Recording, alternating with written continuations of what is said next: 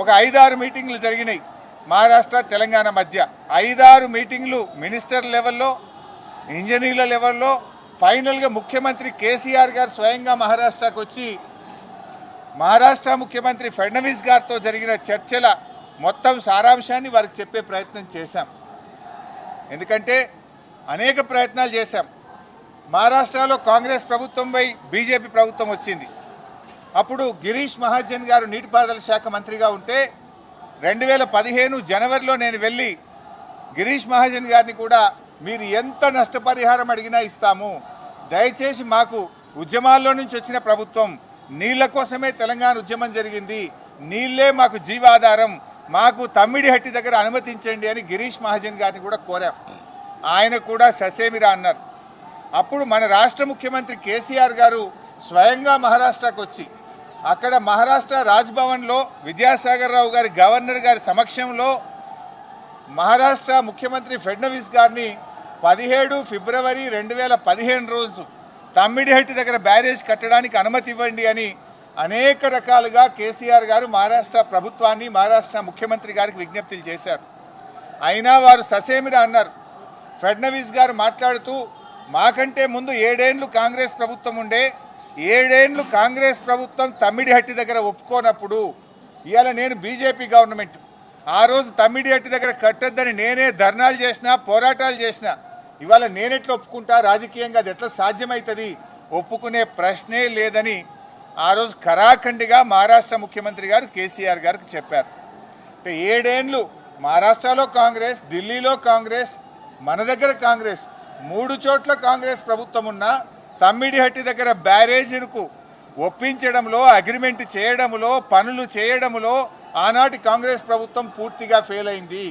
నాటి కాంగ్రెస్ ప్రభుత్వంలో ఉత్తమ్ కుమార్ రెడ్డి, కోమటిరెడ్డి వెంకటరెడ్డి, శ్రీధర్ బాబు వీళ్ళే తెలంగాణ ప్రాంతం నుంచి మంత్రులుగా ఉన్నారు. మీరు పట్టించుకోలే, 7 ఏళ్లు మీరు చేయలే. బట్ అయినా మేము అన్ని రకాలుగా ప్రయత్నం చేశాం. ఇంత మధ్యలోనే, ఈ సమయంలోనే సెంట్రల్ వాటర్ కమిషన్ తమ్మిడిహట్టి దగ్గర నీళ్లు లేవు అని 2 లేఖలు రాసింది. 2 లేఖల్లో స్పష్టంగా అక్కడ నీటి లభ్యత తక్కువ ఉంది, మీరు ప్రత్యామ్నాయం చూసుకోండి అని మనకు కేంద్ర సిడబ్ల్యూసి మనకు చెప్పడం జరిగింది. అదేవిధంగా అదే సిడబ్ల్యూసి మీరు కట్టిన రిజర్వాయర్లు తక్కువ ఉన్నాయి, రిజర్వాయర్ల సంఖ్య పెంచుకోండి అని కూడా చెప్పింది. ఇవన్నీ లెటర్లు కూడా ఈరోజు కమిషన్కి ఇచ్చాను. సిడబ్ల్యూసి నుంచి వచ్చిన 3 లేఖలు ఈరోజు కమిషన్కి ఇచ్చాం. అప్పుడు కూడా కేసీఆర్ గారు ఒకవైపు మహారాష్ట్ర ఒప్పుకోవడం లేదు, రెండవ వైపు నీళ్ళే లేవు. ఈ పరిస్థితుల్లో ఏం చేయాలని కేంద్ర ప్రభుత్వ సంస్థ వ్యాప్కోస్కు కేసీఆర్ గారు మరి ఏం చేయాలో ప్రత్యామ్నాయం సూచించండి అని వ్యాప్కోస్కు మేము ఇవ్వడం జరిగింది. వ్యాప్కోస్ ఎవరో అల్లాటప్ప సంస్థ కాదు, అది సిడబ్ల్యూసిలో అంతర్భాగము, కేంద్ర జలవనరుల శాఖలో అంతర్భాగము.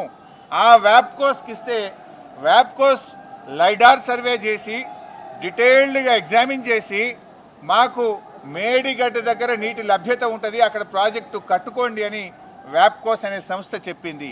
ఆ వివరాలు కూడా కమిషన్కి అందించాం. సో వ్యాప్కోస్ నివేదిక మేరకు, సెంట్రల్ వాటర్ కమిషన్ సూచనల మేరకు మహారాష్ట్ర ఒప్పుకోకపోవడం వల్ల మన ఇంజనీర్ల రికమెండేషన్ మేరకు ఆనాడు రాష్ట్ర ప్రభుత్వం నీళ్లు లేని చోట నుంచి నీళ్లున్న చోటకు మేడిగడ్డ ప్రాజెక్టుకు రూపకల్పన చేశాం. మీరు ఆనాడు నీళ్లు లేని చోట ప్రాజెక్టు ఇరికిచ్చే ప్రయత్నం చేసినారు. 7 ఏళ్లలో మహారాష్ట్రాన్ని ఒప్పించలేకపోయారు. అక్కడ వైల్డ్ లైఫ్ ప్రాజెక్టు కూడా ఉంది, చాప్రాల్ అనే వైల్డ్ లైఫ్ ప్రాజెక్టు కూడా తమ్మిడిహట్టి దగ్గర ఉంది. వైల్డ్ లైఫ్ ప్రాజెక్టుకి అనుమతి రావాలంటే 10 ఏళ్ళు అవుతుంది. మరి పోరాటాల నుంచి నీళ్ల కోసం ఉద్యమించిన తెలంగాణ ప్రభుత్వం నీళ్ల కోసం మేము వ్యాప్కోస్ యొక్క ఆలోచన మేరకు, సూచనల మేరకు నీళ్లు లేని చోట మీరు ప్రాజెక్టు ప్రతిపాదిస్తే నీళ్లు ఉన్న చోటికి మార్చడం జరిగింది.